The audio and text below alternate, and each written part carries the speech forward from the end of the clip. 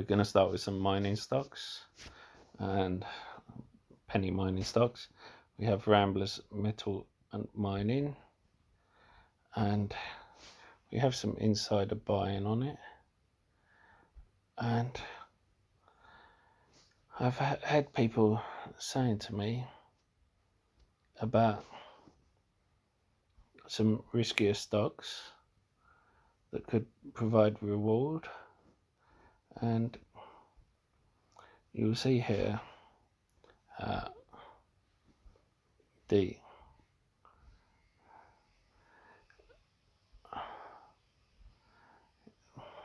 problem with this is where it's not producing at the moment. You'll see the assets have depreciated, but at the same time it's still double what the liabilities are. But what you'll see is they need to start producing before the liabilities outweigh the assets. But in a lot of these stocks, the liabilities are already outstripping the assets, so bear that in mind. Now we have Four Mining, which is a company that the analysts are upbeat on. Now we can see that the liabilities are, total liabilities are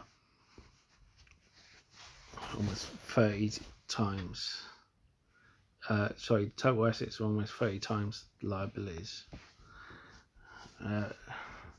But if we look at last year, we will see that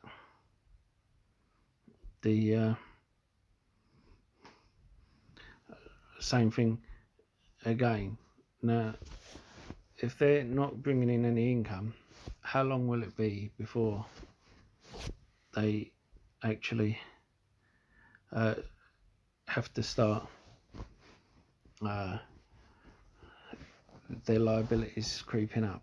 Granted, the liabilities aren't much, but their operating expenses are 859,000 a year, and that will start going on to their liabilities until it does. Personally, I am upbeat on this.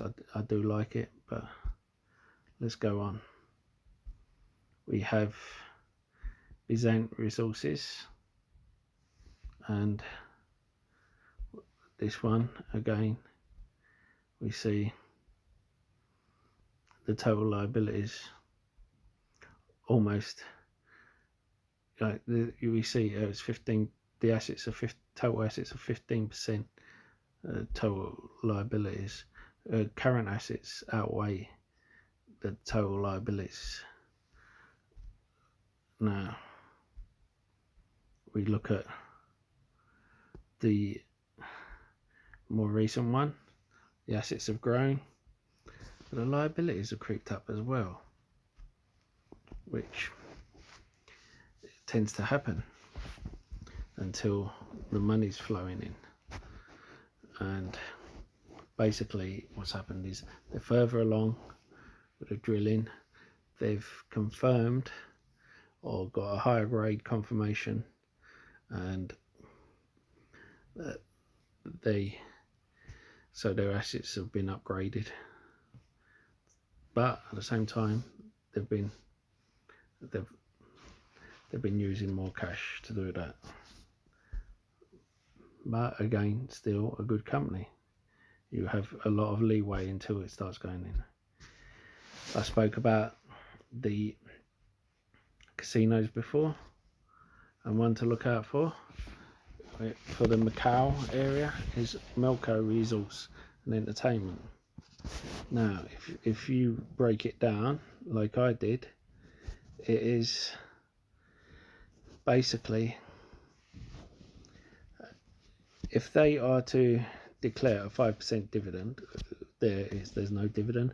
I expect them to declare a dividend. If they are to declare a 5% dividend, it's 10% undervalued. If they declare a 3% dividend, it will be 15% undervalued, purely because of the admin Now,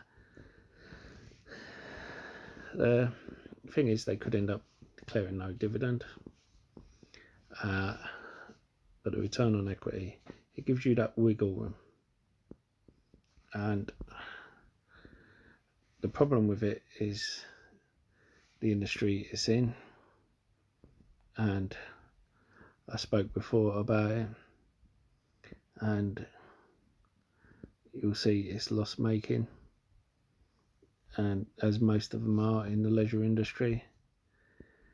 But I have been asked about these kind of companies, and you'll see that last year assets outweigh liabilities, and you'll see that they've decreased their total liabilities and increased their assets, which is good to see. Now, what I would like to see them decrease their liabilities a bit more, because they have high liabilities, even though they have a lot of assets. But with what's going on, you don't want a lot of liabilities in case you start hemorrhaging cash. Now, the next couple I'll be talking about are ones I've spoke about before, but you may recognize them courtesy of Dividend Blood Hand Investing. He put them back on my radar.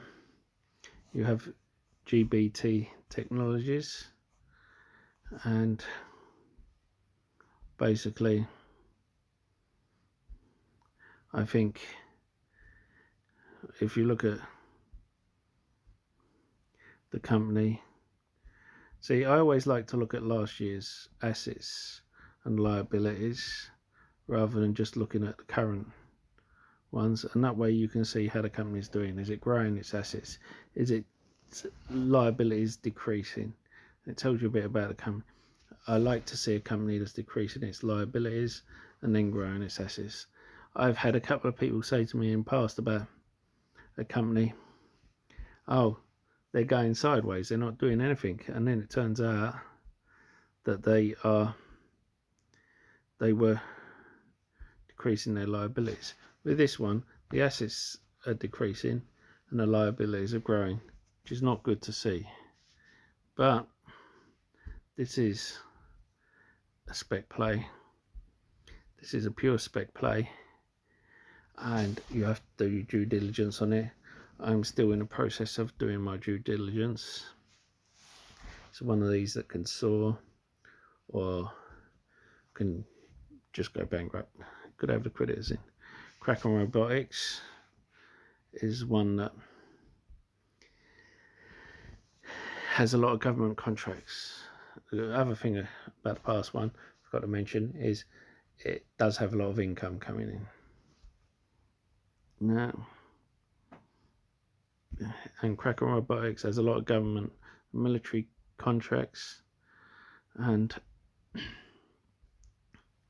it's basically the kind of area that will just grow. Now, the current assets have declined, but the total assets have gone up, which is important. And you'll see that if you look back here, the current assets outweigh the total liabilities, which is also important.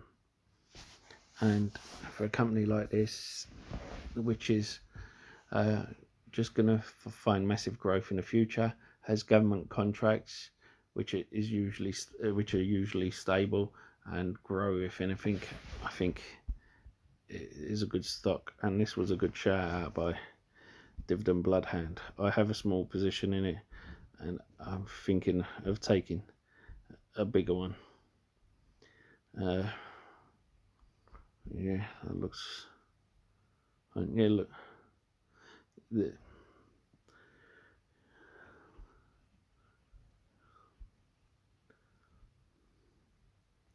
Yeah, 113 million. Yeah, 30% held by insiders as well.